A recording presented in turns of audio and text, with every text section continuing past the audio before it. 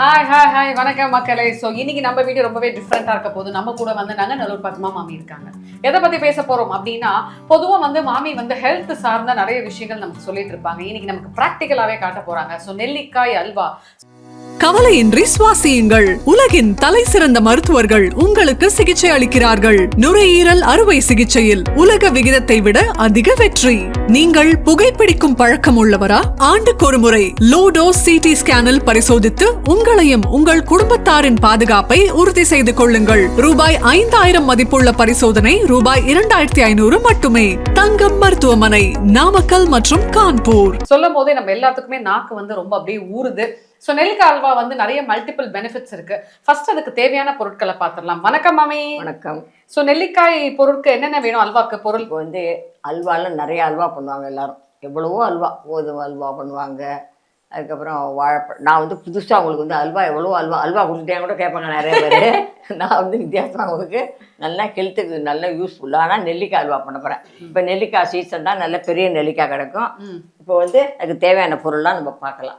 இப்போ வந்து ஒரு பெரிய நெல்லிக்காய், இதே மாதிரி ஒரு 5-6 நெல்லிக்காய், பெரிய நெல்லிக்காய் ஒரு 5-6 நெல்லிக்காய் அப்படி எடுத்து வச்சுக்கணும்.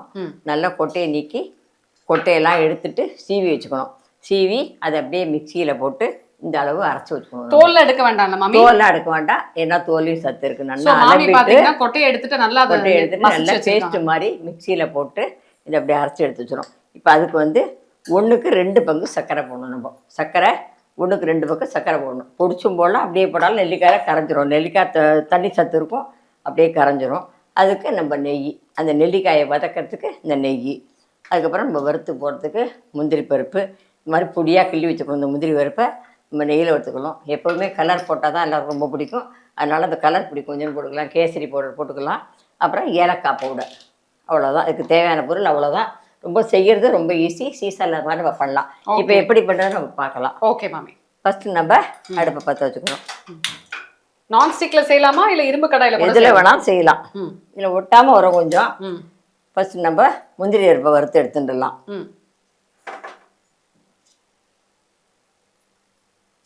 நிறைய நெய் விட்டு வறுத்தாக்க அந்த நெய்லேயே நம்ம நெல்லிக்காய் வதக்கிக்கலாம். இப்போ முந்திரி போடுறேன் இல்லையா? ஆமாம். நெய் உரிக்கணுன்னே முந்திரி பருப்பை போட்டு நம்ம அப்படியே வறுத்துக்கலாம். நல்லா பொன்னிறமாக அந்த முந்திரி பருப்பை வறுத்துக்கலாம் நம்ம. இப்போ இது மாதிரி பொடியாக கிள்ளி போடலாம். இதில் நம்ம வந்து பாதாம் பருப்பை வேணாலும் நம்ம பொடிச்சு போட்டுக்கலாம். நம்ம ஏன்னா நல்ல சத்து தான் நம்மளுக்கு. அதில் நம்ம வந்து அதை கூட பொடிச்சு போட்டுக்கலாம். இதுக்கு வேண்டாம். இப்போ இது சாதாரண ஒரு அல்வா தான். திடீர்னு வந்தாங்கன்னா நெல்லிக்காய் இருந்ததுன்னா வரும். நம்ம எப்போ பார்த்தாலும் கேசரி கலர் இருக்கணும். டக்குன்னு பண்ணால் எல்லாரும் ஒன்றே கேசரி தான் பண்ணுவாங்க. வந்து ஒரு ஸ்வீட் பண்ணணும், ஒரு ஸ்வீட் பண்ணணும்னு சொன்னாலே உடனே என்ன பண்ணுவாங்க, ஒரு கேசரி கட்டிடல. அப்போ சீக்கிரம் ரவா இருக்கும், நெய் இருக்கும், சர்க்கரை இருக்கும், முந்திரி இருக்கும். யாரும் விருந்தாடி இருந்தால் ஒன்று சர்க்கரை போட்டு ஒரு கேசரி பண்ணி விட்டு ஒரு பஜ்ஜி, ஒரு வெங்காய பஜ்ஜி, இல்லை உருளைக்கிழங்கு பஜ்ஜி, ஏதோ ஒரு பஜ்ஜி போடுவாங்க, இல்லை பகோடா போடுவாங்க. வந்தால் விருந்தாடி சமாளிக்கிறதுக்கு அது 2 தான் ஈஸியான வேலை.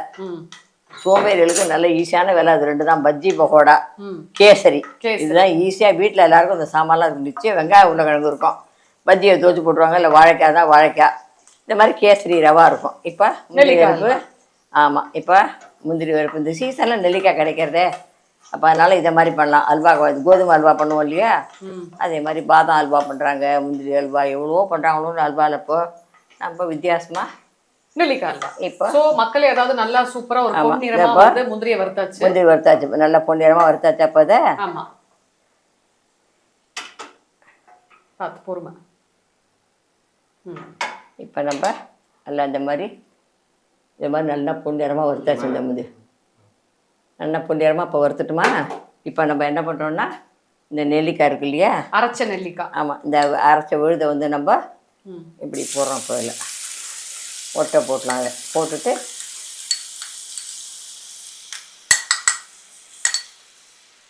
நம்ம அதை நெய்யை விட்டு நல்லா வதக்கிடலாம்.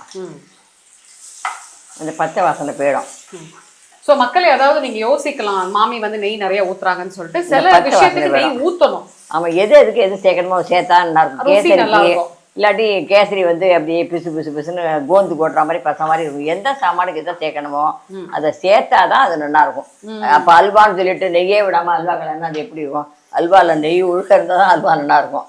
அதே மாதிரி இப்போ நம்ம என்ன பண்ணலாம், கலர் கொஞ்சோண்டு கேசரி போட்டுக்கலாம். ஸோ கலர் அந்த அட்ராக்ஷனுக்கு கொஞ்சமாக, ரொம்ப வேண்டாம், கொஞ்சம் போடுவோம், அவ்வளோதான்.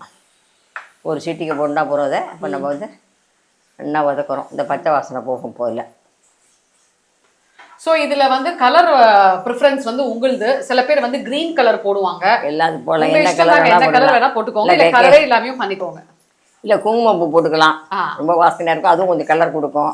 இந்த பாதாம் அல்வா கலர். ஆமாம் ஆமாம், அதே மாதிரி எது வேணும் நம்ம போட்டுக்கலாம். கலர் வேணும்னா கலரும் சேர்த்துக்கலாம். இப்போ லட்டில் எத்தனை கலர் பண்ணுறாங்க, பச்சை கலர் பூந்தி, சேப்பு கலர் பூந்தி, அது மாதிரி. இப்போ நம்ம இது வதங்கி போச்சு. இப்போ நம்ம வந்து இந்த சர்க்கரையை போட்டுக்கலாம்.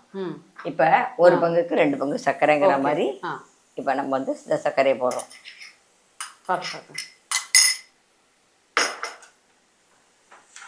ஸோ நீங்க என்ன குவான்டிட்டியில நெல்லிக்காய் எடுக்கிறீங்களோ அந்த குவான்டிட்டி அளவுக்கு டபுள் தான் வந்து சுகர் போட்டுக்கோங்க. ஆமாம், போட்டுக்கிட்டா இதுலயே இந்த நெல்லிக்காய் ஈரப்பதம் இருக்கு இல்லையா, இப்போ இதுலயே வந்து இந்த சர்க்கரை கரைஞ்சி போயிடும்.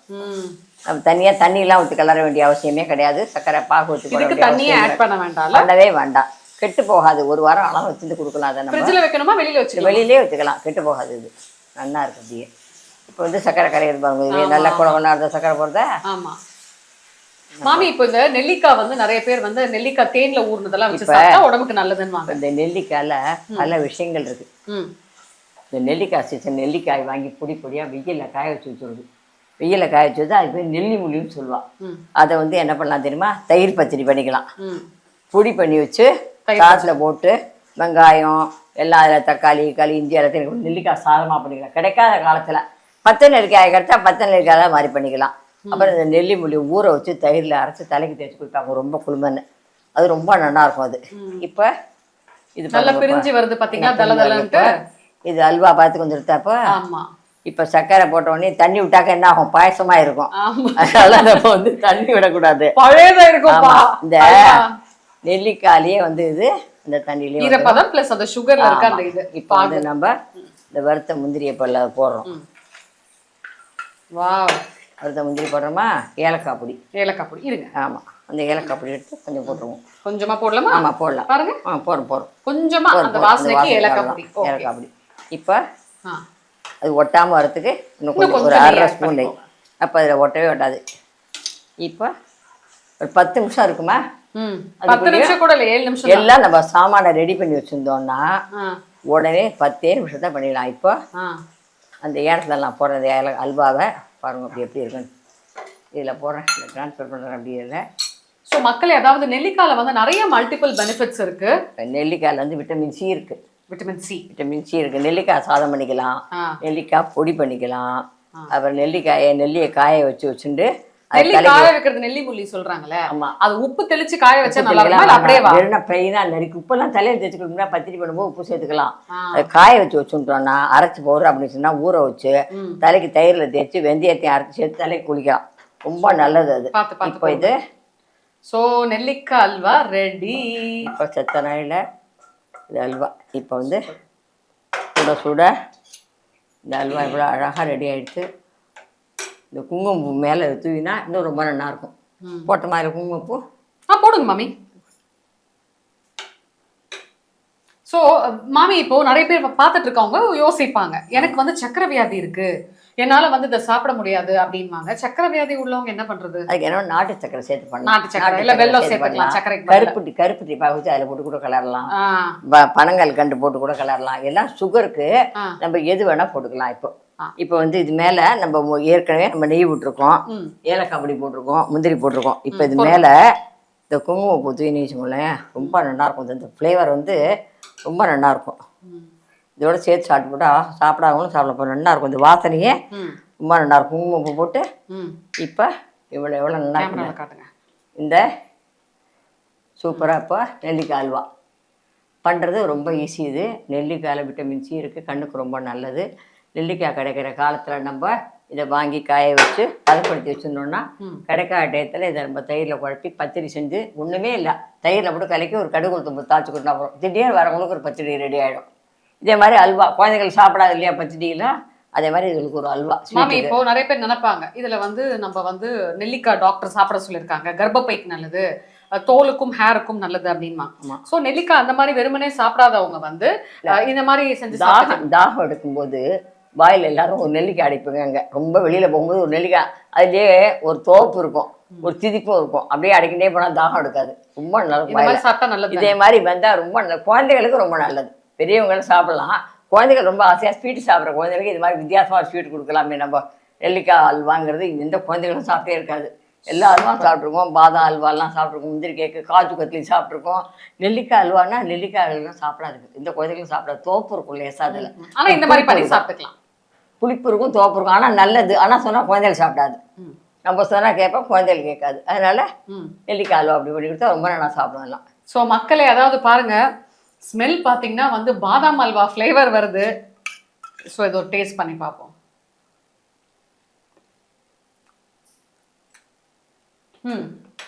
ரொம்ப நல்லா இருக்கும் மாமி. லைட்டாக அந்த ஒரு புளிப்பு இருக்கு. அந்த புளிப்பு தான் நெல்லிக்காய்க்குள்ள புளிப்பு, அதோட இயற்கை தன்மை ஒரு புளிப்பு இருக்கும். அதே டேட்டில் அதனால தான் சாப்பிடாத குழந்தைங்களுக்குனால அப்படி சர்க்கரை சேர்த்து, நெய் சேர்த்து, முந்திரி சேர்த்து, ஏலக்காய் அப்படி போட்டு குங்குமம் உப்பு சேர்த்து கொடுத்துட்டோம். சாப்பிடாத குழந்தைகளையும் சாப்பிட்றோம். வித்தியாசமா இருக்கும் இல்லையா, சாப்பிட்றோம். இதுலேயே நம்ம என்ன பண்ணலாம்னா, ஒரு சப்பாத்தி உள்ளுக்குள்ள வச்சு அப்படியே ரோல் பண்ணி குழந்தைங்களுக்கு ஜாம் தடவி நெல்லிக்காய் ஜாம் மாதிரி கொடுத்துக்கலாம். நெல்லிக்காய் ஜாமுன் கூட சொல்லி ஆமா, ஜாமுன் கொடுத்து விட்டுலாம். அப்படியே டேஸ்ட் ரொம்ப நல்லா இருக்கு வியூவர்ஸ். அதாவது பாத்தீங்கன்னா வந்து அந்த நெல்லிக்காய்க்கே உண்டான லைட்டா அந்த தொகர்ப்பும் அந்த புளிப்பு வந்து கொஞ்சம் தூக்கலா தெரியுது. ரொம்பவே சூப்பரா இருக்கு. ஸோ நெல்லிக்காய் வந்து நீங்க எப்படி வேணா சாப்பிடணும்னு நினைக்கிறவங்க இந்த மாதிரி அல்வா கூட பண்ணி சாப்பிட்டுக்கலாம். மாமி சொல்ற மாதிரி இதை வந்து வெளியில வச்சா ஒரு வாரம் ஆனாலும் கெடாது. கை மட்டும் போடாம கரெக்டான ஸ்பூனை போட்டு யூஸ் பண்ணீங்கன்னா உங்களுக்கு ரொம்ப நல்லா இருக்கும். இதுலயே இன்னொரு டிப்ஸ் சொல்லி தரேன். இந்த நெல்லிக்காய் அல்வா பண்ணிடுவோம் இல்லையா, அதோட கொஞ்சம் கடலைப்பருப்பு வேக வச்சு தேங்காயும் போட்டு அரைச்சிட்டு இதோட சேர்த்து கிளறிட்டு மைதா மாவு பிசைஞ்சு, இல்லை கோதுமை மாவு, மைதா மாவு சேர்க்கப்படாங்கிறாங்க இல்லையா, கோதுமை பிசைஞ்சு உள்ளுக்குள்ள வச்சு பூர்ண மாதிரி பண்ணி போலியா பண்ணிடலாம். தேங்காய் பால் புரிஞ்சு பால் விட்டு கலக்கி பாயசமா பண்ணிடலாம். நெல்லிக்காய் ஒண்ணுதான், அதை பல விதமா பண்ணலாம். சோ மாமினாலே ஒரு ஸ்பெஷல் தான் நமக்கு. நெல்லிக்காய் போலி, அது மாதிரி நெல்லிக்காய் போலி பண்ணலாம், நெல்லிக்காய் பாயசம் பண்ணலாம், நெல்லிக்காய் அல்வா பண்ணலாம், நெல்லி முள்ளி பச்சடி பண்ணலாம், நெல்லிக்காய் ஊறுகாய் பண்ணலாம், நெல்லிக்காய் ஜாம் பண்ணலாம். நெல்லிக்காய் சீசன்ல நெல்லிக்காய் ஒண்ணுதான், அதோட நிறைய இருக்கும். நம்ம பத்மா மாமி சூப்பர் பண்ணு தான். சோ மக்களே, இந்த வீடியோ பத்தி உங்களோட கமெண்ட்ஸ் கண்டிப்பா கமெண்ட் பண்ணுங்க. சோ மாமி வந்து நமக்கு பிராக்டிகலா பண்ணி காமிச்சிருக்காங்க. கண்டிப்பா அது ரொம்ப யூஸ்ஃபுல்லா இருக்கும்னு நினைக்கிறேன். Tata, bye bye, take care.